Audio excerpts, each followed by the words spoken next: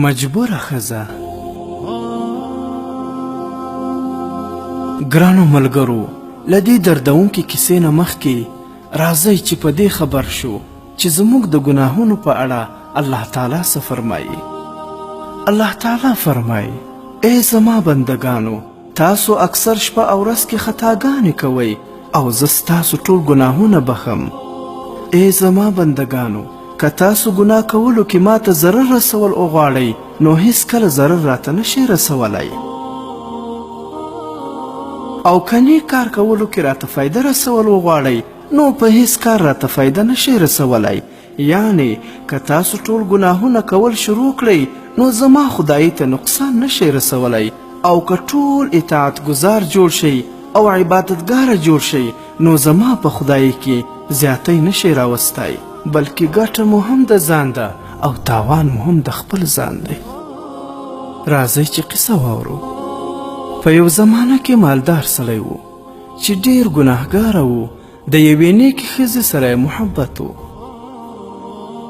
د ډیر کوشش وکړو چې دا زما په قابو کې راشي، لیکن هغه د ده په قابو کې رانغله او دا مالدار سړی ناامیده شو. او یو ځل په دې ښځې ډېر د سختۍ وخت راغلی. یو خوا ته پرې د رزق تنګي راغله او بل خوا د قرضونو نه تنګه شوه. خلکو ترې د پور مطالبه کوله، دا مجبوره شوه او دې مالدار سړي له راغله او خپل ټوله قصه یې ورته بیان کړه. هغه سړی ډېر خوشحاله شو او ورته یې وویل چې څومره مال غواړې هغه واخله، خو نن شپه به ما ته راځې. هغې ښځې ورته وویل چې ډېره ښه ده چې خلکو ته قرضه ورکړم بیا به راشم. نو دې سړي ورته روپۍ ورکړې. دا ښځه لاړه او ټول قرض یې ادا کړو او د وعدې مناسب واپس په شپه کې دې سړي ته روانه وه. او د الله جل جلاله له ویرې نه یې په لاره کې ژړل او دا دعا یې کوله: ای الله، په ما سختي راغلې ده، زه ستا نه سوا د بل چا کومک نه غواړم او د ټولو نه لوی رحم کوونکی ته یې. ای زما ربه، زما د درد او د فریاد ځای ته یې. ای خدایه، اگر که زه د سر نه تر خپو پورې ګناهګاره یمه، خو اوس ستا په در کې طلبګاره د توبې یمه. ای زما خدایه، زما په ظاهر او باطن ته خبردارې او زما حالت ستا نه پټ نه دی.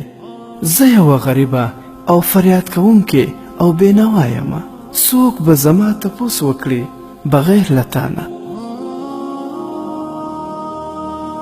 ای زما خدایه، زما دعا مه ردوه، په خپل فضل او کرم سره زما حفاظت وکړه.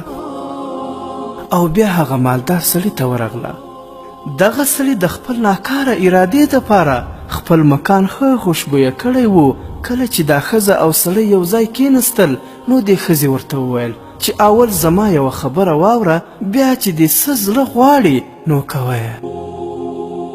خبره دا ده چې ته په دې وخت اوس په ناکاره عمل خپل زړه خوشحالول غواړې او الله پاک ناراضه کوې.